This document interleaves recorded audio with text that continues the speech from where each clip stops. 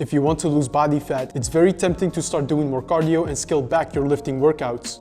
But we actually benefit from doing the opposite, by doubling down on lifting weights and paying more attention to your nutrition. While cardio is helpful and healthy, research consistently shows that doing extra cardio has a relatively small effect on your fat loss progress. Let's just say you perform 3 cardio sessions per week and burn about 500 calories per session. This theoretically increases your calorie deficit by 1500 calories in that week. However, it's important to remember that energy balance is dynamic, meaning that if you burn more calories through exercise, this can have an impact on your calorie burn later in the day, and it also alters your hunger levels. If we look at a 2019 study, we see that people do not always respond well to having extra cardio. When some people perform more cardio, their hunger levels tend to go up, resulting in them eating more later in the day. But more importantly, cardio also has an impact on your non-exercise activity thermogenesis. So if you perform a ton of cardio, you will likely move less later in the day because of the higher fatigue. This is why only doing more cardio is not seen as a reliable fat loss method in the scientific literature. Now, this is not to say that cardio is bad for you. Endurance training is healthy and should be a part of your program. But you should not see cardio as the key to fat loss. Because strictly talking about fat loss, only doing cardio is not that effective. Burning 500 calories takes an hour, but eating that back can take only 10 minutes. So if fat loss is the goal, it makes much more sense to create your calorie deficit through nutrition. At the same time, focus on lifting weights to make sure that most of the weight you lose is fat and not muscle. Because when I speak to most people with a weight loss goal, their goal typically isn't just to lose weight, but their objectives are much more related to dropping body fat while maintaining muscle. If indeed getting leaner with more muscle definition is your goal, then your approach should also align with this objective. Focus your nutrition on controlling calorie intake to create that deficit, while lifting weights to make sure your body at least maintains muscle throughout this process. Your nutrition control will cover the calorie deficit, so you will not have to worry about doing tons of cardio to create a deficit. On the other side, your lifting workouts are responsible for good muscle definition as you lose the fat. This is why you see me making tons of videos about how to best approach your lifting workouts, despite my brand name being I Wanna Burn Fat. Because I know from my coaching experience that to burn fat in the way most people want, doing tons of cardio is not desired. You risk muscle loss, and that impacts how your physique looks at the end of the fat loss phase. This is supported by research as well. Studies comparing the effects of lifting weights versus cardio while on a calorie-restricted diet show that a focus on lifting weights helps you retain more muscle.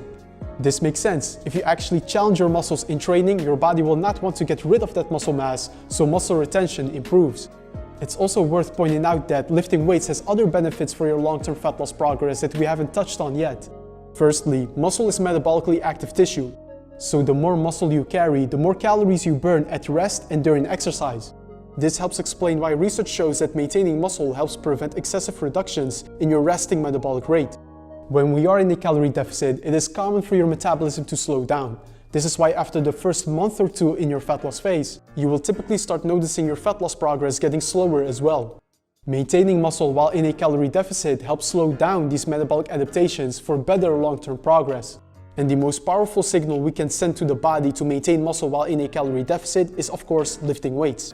Other research shows that one of the key predictors of long-term weight loss success is your ability to maintain muscle while dropping the weight.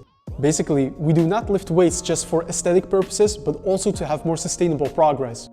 Now, in terms of how much strength training you should do, this depends on the individual. A beginner trainee will typically do well with about 3 weekly training sessions, while an intermediate lifter that has trained for a couple of years can do well by training 4 times per week. And more advanced trainees can benefit from doing up to 5 weekly lifting workouts.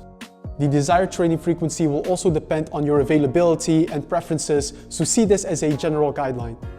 Before I end this video, let's circle back to cardio for a minute, because I have been talking a lot about why to prioritize lifting weights over cardio, but that does not mean we should exclude cardio completely. Doing a weekly cardio session in which you challenge your endurance capacity has health benefits that exceed fat loss. If we look at the research, we see that the combination of lifting weights and cardio has also the most benefits when it comes to reducing all-risk mortality.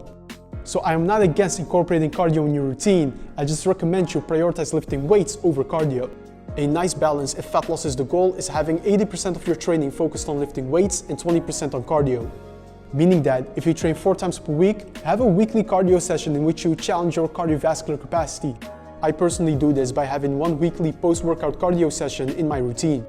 As extra activities, going for regular walks is a great way to boost your overall energy expenditure. Walking is a low-stress activity that will not significantly increase your hunger or reduce energy expenditure in later parts of the day. This is why walking an extra 25 minutes per day has actually been found to be beneficial for fat loss progress. So if you're looking to increase your activity for more fat loss progress, I would look into doing low-stress activities like walking instead of pumping up your cardio a lot. And that was all for today's video. I hope you now have a better understanding of why lifting weights is a key component in your fat loss process.